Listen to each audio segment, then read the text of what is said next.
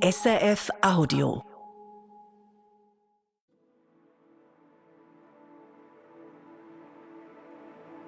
Jelena weiß, sie hat nicht mehr viel Zeit.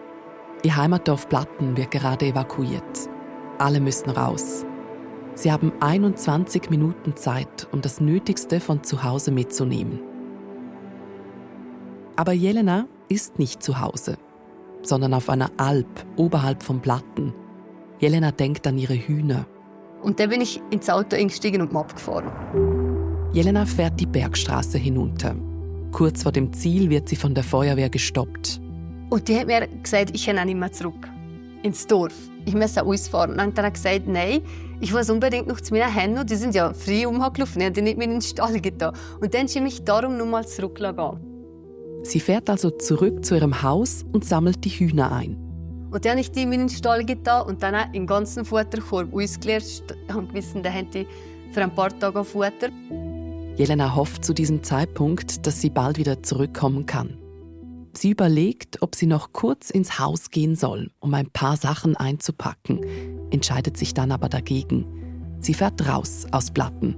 Es sind alle schon auf diesem Dorf und ich habe gewissen, du musst hier eigentlich weg. Und ich bin einfach gegangen. Also das war der letzte Moment, wo ich daheim war. Ich bin noch einmal zurück und dann bin ich einfach gefahren. Jelena wird ihre Hühner nie wiedersehen. Der Berg kommt. Am 28. Mai 2025. Eine gigantische Lawine von Eis und Geröll donnert ins Tal und begräbt Platten zu einem großen Teil. Die ganze Schweiz schaut ins Lötschental. Es hätte ein Ausschnitt aus einem Katastrophenfilm sein können. Kurz vor 16 Uhr ist das Eis und Geröll ins Tal gedonnert und hat große Schäden angerichtet. Wir haben so etwas noch nie gesehen in der Schweiz und ich bin sehr berührt über die Situation hier im Lötschental. Und die Bilder gehen um die Welt. Ein Berg macht seine letzten Atemzüge, so beschreibt ein Geologe die Lage am bröckelnden kleinen Nesthorn in der Schweiz. Mercredi 28 mai, dans la région du Valais, une partie du glacier du Birch dans la vallée du Lötschental s'est décrochée. Millions of cubic meters of ice, mud and rock flattened the village of Platten. 302 Menschen verlieren auf einen Schlag ihr Zuhause. Wir sind wirklich im letzten Moment zu dem Dorf lebend uns angekommen. Wir begleiten in dieser Serie Menschen aus Platten, die beim Bergsturz alles verloren haben. Ich habe immer wieder gestaunt, wie sie mit der Katastrophe umgehen, wie sie manchmal ganz leicht davon erzählen und gleichzeitig mit dem Schicksal hadern.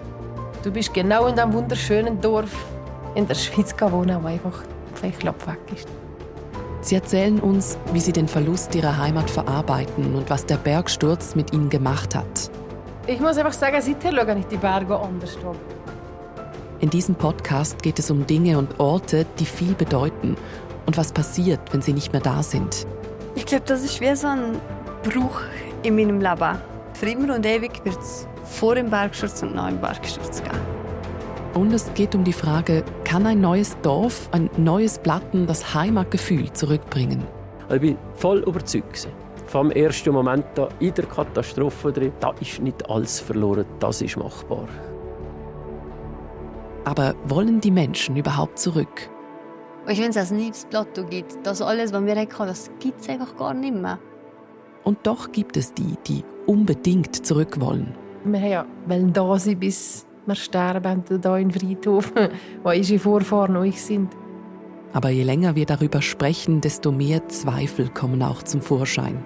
Wir landen bei ganz persönlichen Fragen, die hochpolitisch sind. Wo können und wollen wir leben? Und wo fühlen wir uns sicher? Wo würden Sie denn gehen, wo Sie sicher sind? Wüssten Sie heute einen Ort auf der Welt, wo Sie sicher sind? Das ist Ade Platten. Ein Dorf verliert seine Heimat. Eine SRF-Podcast-Serie von News Plus Hintergründe. Recherchiert von Sabine Steiner, Oliver Carrison und mir, Vanessa Ledergerber. Das hier ist Folge 1. Das Paradies.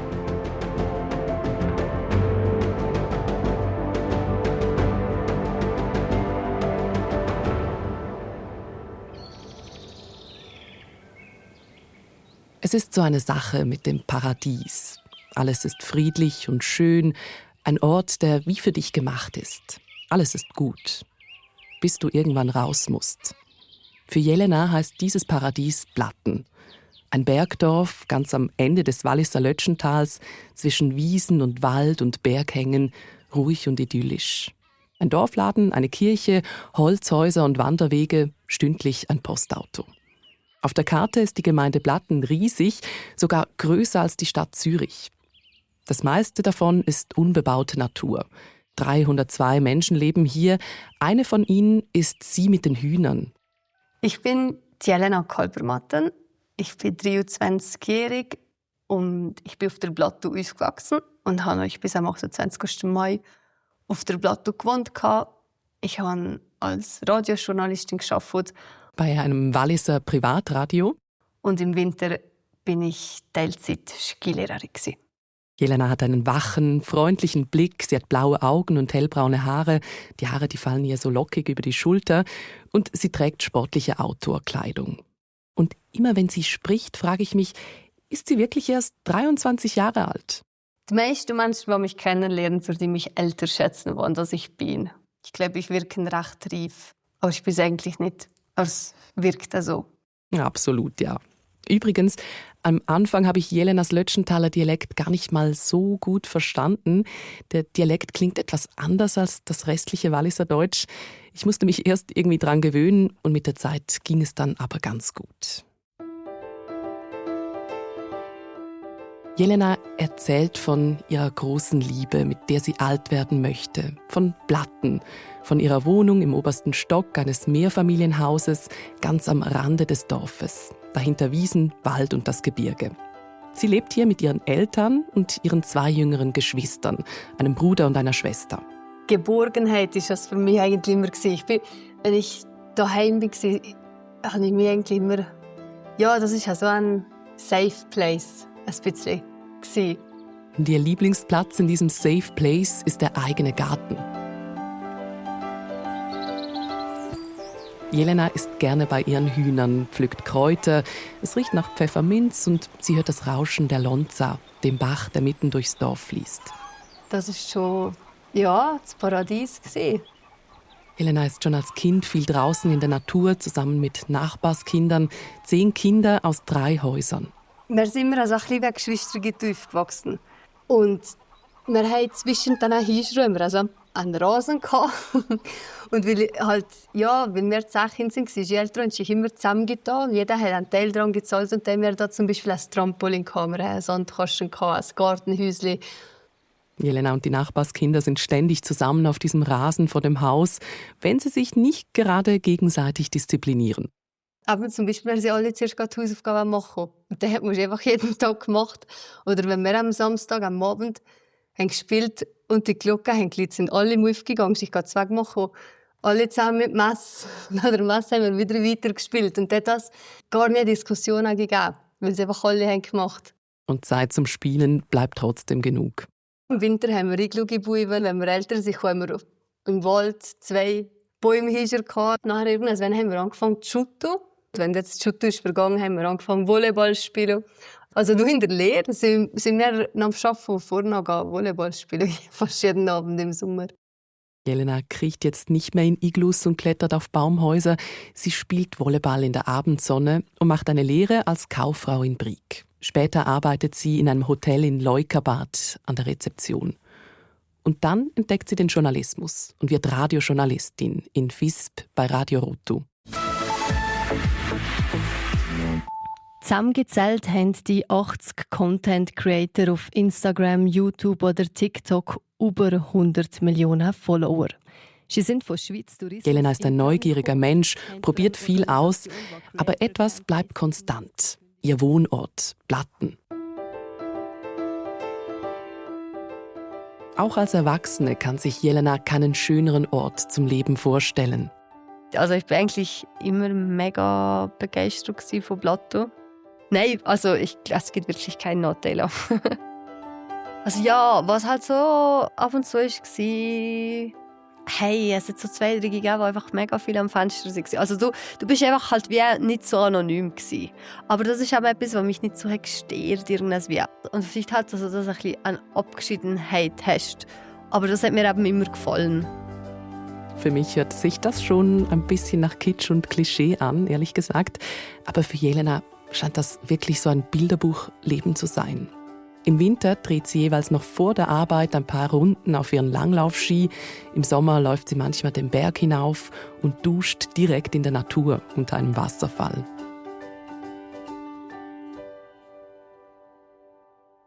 Jelena sieht keinen Grund, warum sie ihr persönliches Paradies je verlassen sollte. Klar, mal eine Zeit ins Ausland kann sie sich schon vorstellen, aber ganz von Blatten wegziehen, no way. Weiter Zukunft vorgestellt, habe ich die eigentlich immer im Lotto gesehen. Einfach dazwischen drin ist, habe ich immer gerne einmal weg wollen, aber für mich ist immer klar, dass ich zurückkomme. Jelena plant sogar bei ihrem Elternhaus eine kleine Wohnung anzubauen. Das Leben im Blatten ist auch ein Leben mit der Natur. Und zwar auch mit der Seite, die ich als ungemütlich bezeichnen würde. Jelena lernt zum Beispiel schon sehr früh, was Lawinengefahr bedeutet. Wir haben einfach nicht dürfen hinter das Haus spielen, wenn die Lawine wäre gekommen. Der Fleuch, sagt man dann in unserem Dialekt. Einfach so wie der Wind und der Schneestäub. Nicht wirklich, dass du von der Lawine getroffen bist, aber das, wie der Fleuch hätte ja schon bis zum Haus, je nachdem, oder eben hinter dem Haus kommen. Und dann haben wir einfach immer zwischen den Hinschrau, Iglu-Gebäuden und so. Eigentlich sind das herrliche Tage in der Kindheit. Später wird es dann schon etwas mühsamer. Sie muss dann auch mal das Tal für ein paar Tage verlassen, weil die Straße wegen Lawinengefahr gesperrt wird. Wenn du darum wie nicht arbeiten, wird das von Ferien abgezogen. Und das ist mir nicht wert gewesen. Vor allem, weil du ja nicht hast gewusst, wie lange das Tal zu ist und wenn du halt plötzlich eine Woche weniger Ferien hast. Und dann bin ich meistens ausgegangen, dann bin ich zu meiner Tante gegangen oder ja. Einmal werden Jelena und ihre Familie sogar mit dem Helikopter aus dem Dorf ausgeflogen, weil sie sonst ihren Flug Richtung Ferien verpasst hätten. Die Natur habe dem Leben im Blatten immer mal wieder die Richtung vorgegeben. Manchmal mit Ankündigung. Wenn es über mehrere Tage sehr fest regnet, dann siehst du das, euch am Bach und die Lohnsau ist ja mit durch das Dorf und die hätte wie ist die Drecke gekommen oder die Giesenteller ist Brühen gekommen und du hast euch gehört, dass Steine so mitbringt. Und ich glaube, das sind alles wie so Zeichen, was du, wenn du da bist aufgewachsen, irgendwann hast du gewusst, ja, jetzt kann dir etwas passieren. Und der Birchgletscher wird schon seit langem durch Fachleute überwacht, mit GPS-Sensoren und Kameras. Auch der Gemeindepräsident von Blatten schaut genau hin. Man lebt mit der Natur, die kann man nicht beherrschen, man muss damit einfach umgehen. Matthias Bellwald erzählt gerne davon, wie er am Fenster steht und mit dem Feldstecher in die Berge schaut und was er da so beobachtet. Bergsteiger, die spät sind im Westgrad waren, weil ich gesagt habe, eigentlich sollten ja die schon aus dem Berg jetzt raus am Nachmittag um 12 Uhr und nicht erst am Abend um 4 Uhr erst auf dem Abstieg sein. Oder dann schaust du, wie viele Seilschaft das jetzt gerade hochgeht zum Kreuz. Und wenn er gerade keine Seilschaft vor den Gläsern hat, dann schaut er, wo steht das Wild? Das interessiert sehr. Matthias Bellwald ist nämlich auch Jäger. Und er hat sehr gerne den Durchblick. Er war früher Berufsoffizier. Zum Gemeindepräsidenten von Blatten wird er nach seiner Pensionierung gewählt, Anfang 2025. Blatten ist für mich Heimat. Ich habe praktisch alle freien Tage und Ferientage hier verbracht. Ich habe mich vereinsmässig immer wieder engagiert. Ich bin, wenn ich nicht hier wohnsässig war, 8 Jahre lang in der Baukommission auf der Gemeinde Blatten und habe eigentlich durch das sehr, sehr einen engen Bezug gehabt. Ich treffe mich mit ihm in seinem jetzigen Büro in Wieler im Lötschental. Matthias Bellwald bietet mir gleich bei der Begrüßung das Du an. Und wir kommen sofort ins Gespräch. Ich glaube, wir machen einen Matthias, oder? Für mich ist es so in Ordnung. Ja. Gut, also, dann bin ich Vanessa. Ja, ja. Vanessa. Was hast du für ein Bild von Blatten, wie es vorher war? Heile Welt, Idylle. Es war einfach ein Ort, wo man geschützt, sicher sich gefühlt hat, und zwar im familiären Umfeld geschützt und sicher. Sehr vertraut, sehr schön, altehrwürdige Dorfteile und dann ein sehr lebhafter Dorfzusammenhalt über die Vereine, wo man richtig gut gespürt hat. Ja. Wenn er redet, dann schaut er mir direkt in die Augen. Sein Blick weicht nicht aus.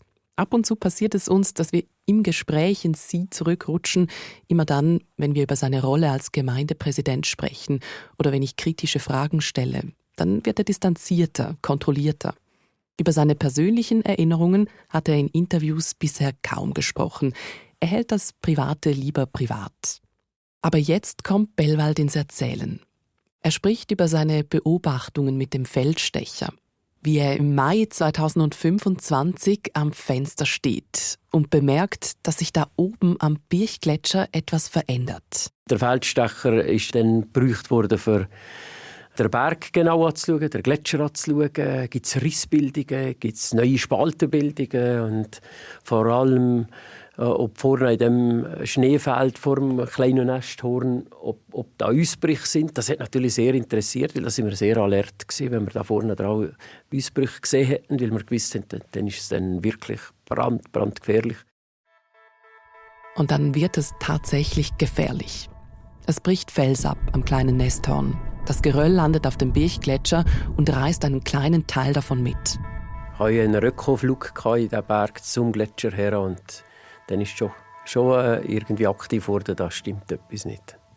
Oberhalb vom Platten bewegt sich der Berg. Und zwar so, wie er das bisher noch nicht getan hat. Auch in den Medien höre ich jetzt, dass sich da in Platten etwas tut. In der Gemeinde Platten im Walliser Lötschental sind 2 Wanderwege gesperrt worden nach einem Murgang, der durch einen Felssturz ausgelöst wurde. Und plötzlich geht alles ganz schnell. Wir sind informiert worden, dass Vertreter von der Dienststelle für Naturgefahren unterwegs sind. Und dann kannst du 2 und 2 zusammenzählen. Die kommen ja nicht einfach so ins Lötschental und auf die Platte.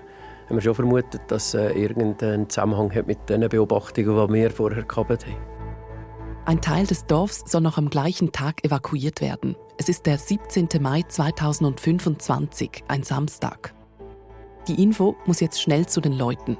Kleines Dorf, das ist sofort reflektiert worden, wo sind die Leute. Wir haben gesagt, ja, am 6. sind die Leute in der Kirche. Die Musikgesellschaft übt, das ist die Gelegenheit. Ich gehe einfach in die Sakristie, sage dem Pfarrer, wenn die Messe fertig ist, ich gehe gerade vis-à-vis die Leute sagen, wir müssen Teile evakuieren. Der Talpfarrer Thomas Pfarrmatter bereitet gerade die Messe vor. Da steht plötzlich der Gemeindepräsident vor ihm, sagt der Pfarrer später zu Radio Roto. Also es war so, er ist vor der Messe in die Sakristie gekommen und er hat gesagt, er müsste unbedingt dringend am Schluss sagen, eine Info machen. Und aber er ist wieder gegangen, ohne mir zu sagen, worum was das geht. Er hat gesagt, ja, es ist schon gut. Und dann habe ich gedacht, oh, es ist nicht mehr gut. Wir mussten halt die Zeit nutzen, dass wir möglichst allen sagen können, wo es stattfindet. Und dann hat es natürlich nicht Zeit gehabt, dass wir in kleinen Gruppen einzeln orientiert haben und der ganze Abend hat die gebraucht, für eine kleine Gruppe zu orientieren. Wir haben die Zeit genutzt, zu mobilisieren und möglichst rasch alle Leute in die Mehrzweckhalle zu bekommen. Auch die Blasmusik von Platten wird gebeten, in die Mehrzweckhalle, die alte Turnhalle, zu kommen. Und damit auch Jelena. Sie ist Mitglied in der Musikgesellschaft. Da hat es geheißen, Marschprobe abgesagt, weil der Gemeindepräsident alle in die Turnhalle berufen. Und da bin ich ja sowieso schon gerade da gewesen, und da bin ich euch eben im Beruf in die Turnhalle gegangen. Es ist dann schon fast wie aus Hellheiter am Himmel für die meisten in die Mehrzweckhalle. Wir orientieren, wir machen eine Teilevakuation.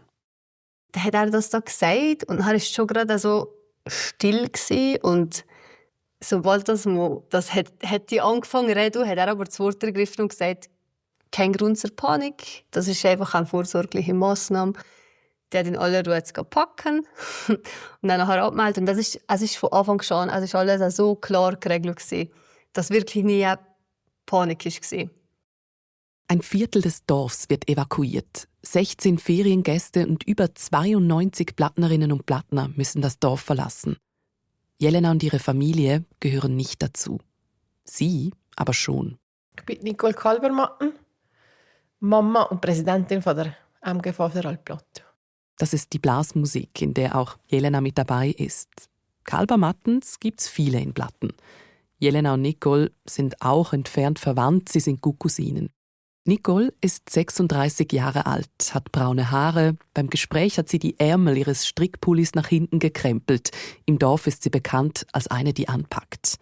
Nicole ist in Blatten fest verwurzelt und lebt mit ihrem Mann und 2 Kindern in einem Haus, das sie vor kurzem gebaut haben. An diesem Tag, dem 17. Mai, ist Nicole nicht in Blatten, sondern mit der Familie in den Ferien. Sie sind im Legoland in Deutschland und wollen bald Nacht essen. Dann hat mir die Mama angerufen. Dann habe ich schon gedacht, wenn die in den Ferien alle wenn es nicht gut. Und dann sagt sie mir direkt am Telefon, wir müssen bis um 9:30 und sie ist ja hier, was sollen wir eben holen? Und ich habe so gedacht, ja, was ist überhaupt los? Dann hat sie gesagt, da sind am Berg das Wasser, bin weg und wir müssen weg. Nicole Kalbermatten und ihr Mann sind perplex, aber sie realisieren nicht wirklich, was gerade passiert. Wir haben nicht gerade ans Worst-Case-Szenario gedacht. Wir haben gedacht, was brauchen wir jetzt? Müssen wir die Katze holen, das ist die nicht kaputt gegangen. Und sonst eigentlich kein Gedanke. Der Mann hat noch gesagt, den PC geht mitnehmen, dass er nachher wieder arbeiten kann. Nicole ist sich zu diesem Zeitpunkt sicher, dass sie bald wieder zurück in ihr Haus können. Am nächsten Tag reisen sie aus Deutschland zurück ins Lötschental. Und dann haben wir natürlich vorher noch schauen, was schlafen wir jetzt. Wir haben ja nicht mehr heim können. Sie finden dann Unterschlupf bei ihrem Götti. Auch in Blatten, ganz in der Nähe des eigenen Hauses, aber eben nicht im evakuierten Gebiet. Und dort, beim Götti, ziehen sie jetzt mit den Koffern direkt aus den Ferien ein. Wir haben gar nicht groß ausgepackt, weil die Mama noch Geburtstag hatte. Und dann sind wir im Berufszieher und das war gemütlich. Und dann haben wir natürlich gedacht, ja, jetzt so für 2-3 Wochen geht das ja schon. Man arrangiert sich, ja.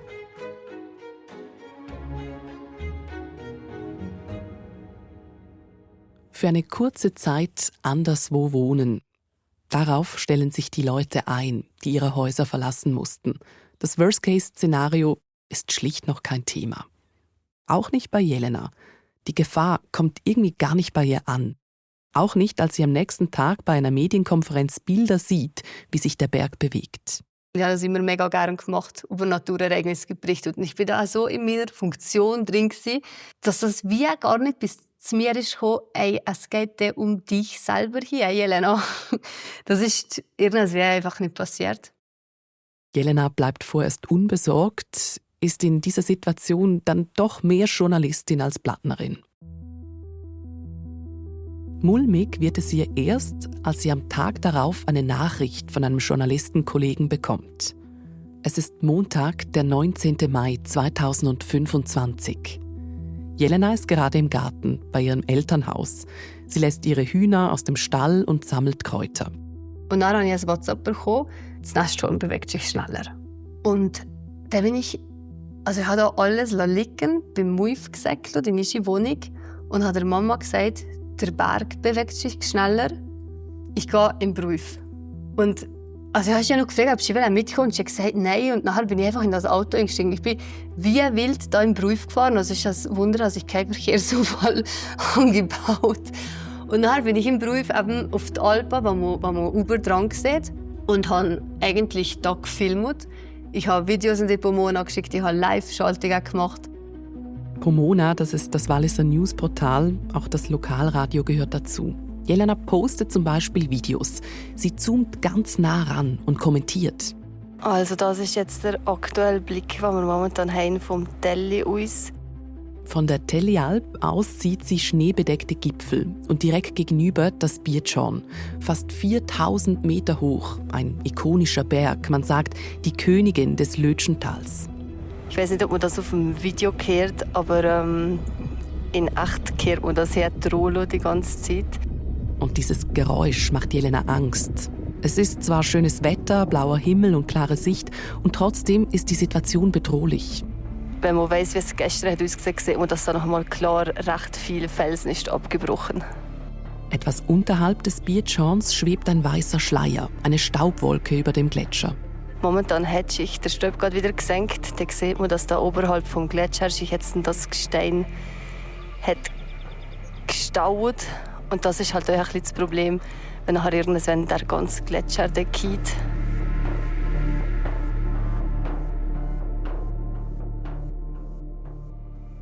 Während Jelena oben auf der Alp steht und berichtet, richtet sich die Familie von Nicole an diesem Vormittag in der Übergangswohnung ein. Sie machen eine Wäsche, gehen einkaufen, füllen den Kühlschrank. Und dann schaue ich auf das Handy. Sie sieht eine Push-Nachricht von der Gemeinde-App. verschickt 9:39 Uhr. Und da steht 10 Uhr alle Turnhallen mit Koffer. Alarm oder sowas. Ganz Blatten wird jetzt evakuiert. Alle Personen aus Blatten müssen innerhalb von 21 Minuten zum Treffpunkt in der Turnhalle bzw. Mehrzweckhalle.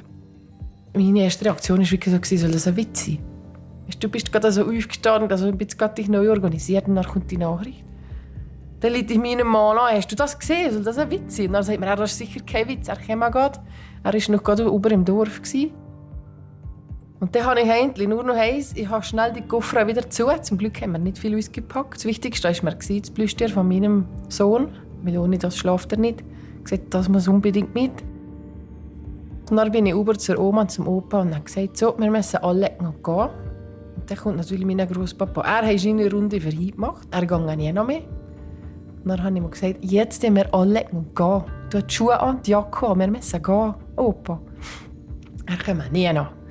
Und dann habe ich natürlich ziemlich grob und gesagt, du tust jetzt alle gehst die Schuhe an und bring mein Auto.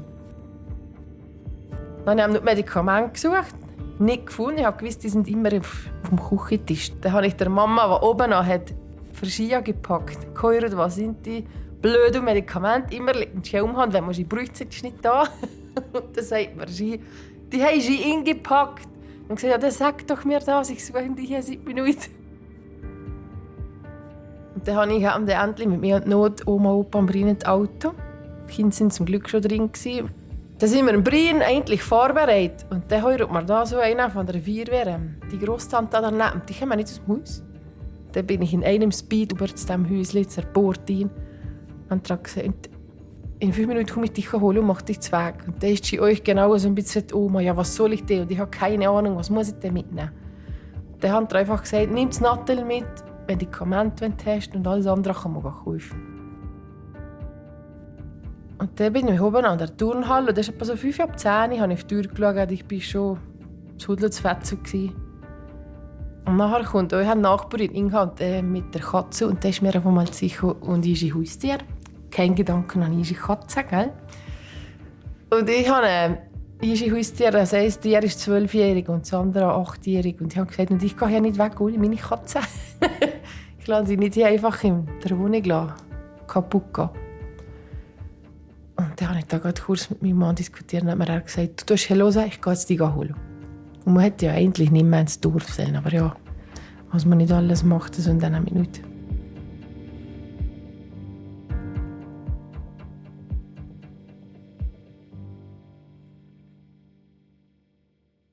Jelena bleibt erst noch auf der Alp oberhalb von Blatten und berichtet. Ich weiß nicht, was in meinem Kopf ist vorgegangen, aber irgendwann bin ich so in dem Ding drin gewesen, dass ich mir bricht und dass ich einfach ja, und dann habe ich der Mama angeleitet. Und ich habe ihr gesagt, sie soll mir einen Laptop bringen, dass ich nachher weiterarbeiten kann. Also das Arbeiten war in dem Moment mein einziger Gedanke. Und ich weiss, dass ich irgendwann habe ich gefilmt und dann habe ich gemerkt, dass mir die Tränen kommen. Und das hat mega fest gewindet. Ich habe zuerst gemeint, dass das der Wind sei. Und dann hat es auch kurz einen Moment gegeben, wo ich irgendwann plötzlich gefühlt, also weil ich immer nur in meinem Kopf war. Und dann habe ich gemerkt, dass ich wirklich toll, also dass mich das irgendwann bewegt. Jelena entscheidet sich, nochmals nach Hause zu fahren, wegen ihrer Hühner. Sie steigt ins Auto und fährt runter ins Tal und sieht da Gemeindepräsident Matthias Bellwald bei der Kirche stehen. Dann habe ich wieder angehalten und meine einzigen Gedanken waren einfach die Hühner. Ich habe gesagt, oh, darf ich jetzt wieder Hühner? Und dann hat er gesagt, nein, eigentlich nicht. Aber ja, dann gehst du halt aber schnell. Irgendwas wie so etwas hat er gesagt. Jelena fährt also weiter, sieht die Feuerwehr, die schon die Straßensperre vorbereitet. Und die Feuerwehrfrau ist meine Nachbarin und die hat hier. Und ich habe sie ja gefragt, hey, was machst du mit deinen Kindern? Und sie hat gesagt, ja, nix, die bleiben hier. Und dann habe ich gesagt, ja, okay, dann lasse ich meine Kinder euch hier. Aber die sind noch vorne. Und dann hat sie mich zuerst wie nicht durchlassen. Und dann habe ich gesagt, hey, der Matthias hat gesagt, ich darf. Ich bin zu dem Stall gelaufen und ich habe die angeschaut und ich habe gedacht, eigentlich wollte ich die schon mitnehmen. Aber es sind halt 8 junge Hühner und die sind mega wild. Und ich habe mir so gedacht, wenn ich die jetzt ins Auto nehme, die fliegen mir durch das ganze Auto. Das ist viel zu gefährlich, also zu fahren. Ja, dann ist sie einfach in den Stall getan. Und halt das Futter rausgekippt. Aber ja, das ist alles mega, da bist du mega fest im Adrenalin drin. Also ich glaube, da machst du einfach so eine rationale Entscheidung und nachher, ja. Jelena fährt los. Sie schafft es nicht mal mehr rechtzeitig zum Treffpunkt in der Mehrzweckhalle. Aber viele Plattnerinnen und Plattner sind vor Ort, auch Nicole, ihr Mann, beide Kinder, Oma und Opa. Die Halle ist voll. Vorne dran sind in einer Reihe die Tische mit den Stühlen für die Gemeinderäte und Gemeinderätin, das Rednerpult. Und da steht jetzt Matthias Bellwald. Die Stimmung in der Mehrzweckhalle ist natürlich eine gedrückte Stimmung gewesen. Die älteren Leute sind halt ein bisschen weiter vorne gehockt, damit sie besser hören können, was ich jetzt sage. Die Jüngeren sind eher hinterher gewesen. Die, die schon mit der Tasche gepackt sind, da gestanden, die sind schon beim Ausgang gewesen. Das ist rasch haben die Turnhalle verlassen. Ich sehe heute noch die Leute vor mir, grosse Augen, gespannt. Vielleicht ist sogar bei dem einen oder anderen eine gewisse Angst dabei gewesen und Ungewissheit. Und dann vor den Leuten stand und sagen, wir müssen zum Dorf raus. Das war sehr, sehr schwierig für die Leute. Aber aus meiner Sicht absolut notwendig, klar, unmissverständlich. Die Faktenlage war so klar, dass wir gehen müssen. Da haben wir noch kurz koordinieren, die kein Auto haben oder eben nicht mehr zum Auto dürfen. Wer nimmt wer mit, dass niemand da bleibt? Die Plattnerinnen und Plattner müssen sich jetzt abmelden und dann zum Treffpunkt ins Nachbardorf Wieler, damit die Behörden wissen, dass alle in Sicherheit sind und eine Unterkunft haben. Und da hast du eigentlich kein Wort etwas drin. Und sie haben das super organisiert. Da haben sie eigentlich alle innerhalb kurzer Zeit einen Unterschlupf gehabt. Im Nachbardorf treffen auch die älteren Plattnerinnen und Plattner aufeinander. Sie sind teils über 90 Jahre alt. Das hat der Leute schon im Herz wehgetan. Und da die älteren Leute miteinander gesehen reden, die halt euch schon häufig erlebt, durch Lawinen und technische Winter und so. Und dann kommt Settings. Und ich weiss noch, mein Opa hat wirklich gesagt, also, das muss so etwas muss erleben. Und so. Und das vergesse ich heute nicht. Die Familie von Nicole kommt in einem kleinen Chalet in Wieler bei Bekannten unter. Mit dabei haben sie die beiden Koffer noch aus den Ferien, dann das Hochzeitsalbum, einen Schulsack und Instrumente. Mit dem Instrument muss ich sagen, Mama hat mir leider das Falsche eingepackt. Aber das kann er auch nicht verungut haben. Wir haben leider ein bisschen viele Instrumente daheim gehabt. Ich spiele ja Flügelhorn aktuell und habe vorher Kornet gespielt. Ich habe mir das Kornet eingepackt, das Flügelhorn nicht, aber das haben wir dann nachher in der Musik sonst brauchen. Jelena hat nur noch ihren Laptop und ein Pyjama. Ihre Mutter hat beides für sie eingepackt. Sie zieht vorübergehend zu ihrer Großmutter in der Lötschenthaler Gemeinde Verden. Auch Gemeindepräsident Matthias Bellwald verlässt jetzt Platten. Ich bin als Letzter mit 2 Gemeinderäten, also mit der Gemeinderätin und dem Gemeinderat am Kirchplatz Trapp. Und mit diesen 2 habe ich das Dorf verlassen. Ich habe ihnen schon gesagt, macht es nicht zu schwer jetzt. Kommt jetzt einfach, wir müssen gehen. Es ist schon ein... Ja, es ist ich bin schon darüber überzeugt, dass es ein Abschied ist. Zumindest ein Teil des Dorf bin ich mir sehr sicher gewesen. Er dreht sich deshalb nochmals um, schaut alles ganz genau an, als wolle er sich das Dorf tief ins Gedächtnis brennen. Ja, wir haben vermutlich alle noch einmal über Schattenhalb geschaut. Wir haben alle noch einmal die Kirche angeschaut. Wir haben vermutlich, wenn wir sie ab zu dem Autogang, der vor der Gemeindekanzlei waren, noch einmal einen Blick zurück. Ja, das machst du. Sicher. Ich habe wirklich auf die Schattenseite geschaut und gesagt, bis bald. Ja, du hast einfach gedacht, du kommst wieder zurück. Wir gehen 2-3 Wochen, weißt du nicht, 2-3 Monate weg. Mal kommst du wieder.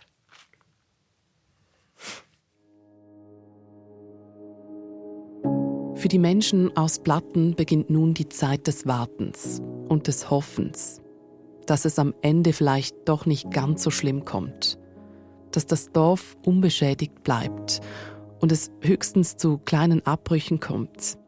Das wäre immer noch ein denkbares Szenario, sagt der regionale Führungsstab damals. Jelena denkt in dieser Zeit immer wieder an ihre Hühner und fragt sich, ob sie noch Futter und Wasser haben. Und Jelena fängt an, Texte zu schreiben. Sie versucht, sich abzulenken. Dann begann die Zeit des Wartens und das ist das Schlimmste. wenn man nichts mehr zu tun hat, außer zu warten. Warten bedeutet, Zeit zum Nachdenken zu haben. Zum Nachdenken darüber, was uns das kleine Nesthorn noch bescheren wird, dieser Berg über uns.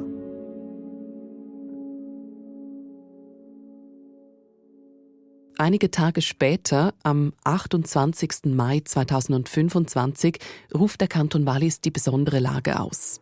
Die ganze Schweiz schaut jetzt nach Platten. Da haben wir einen Stromausfall gerade kurz. Da ist wirklich gerade ein paar Sekunden. Zack, alles ab. In der nächsten Folge sind wir ganz nah dran, als es passiert.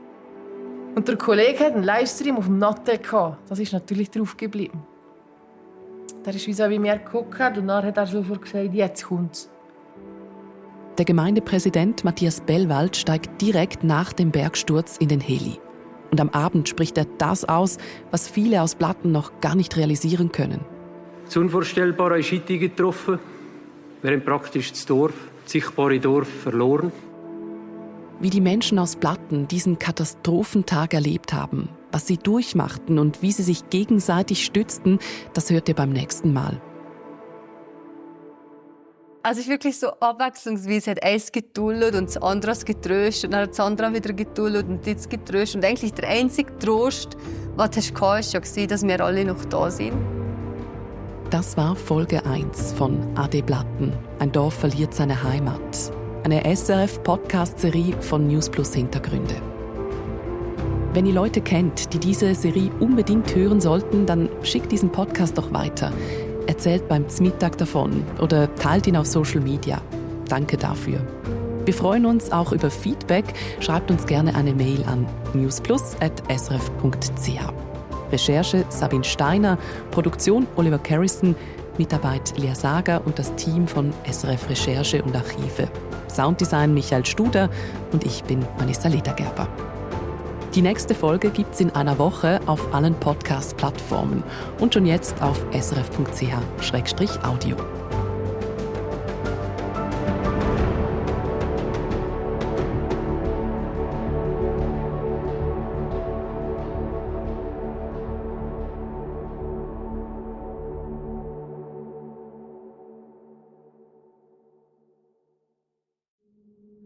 Das war ein Podcast von SRF. Produziert im Auftrag der SRG.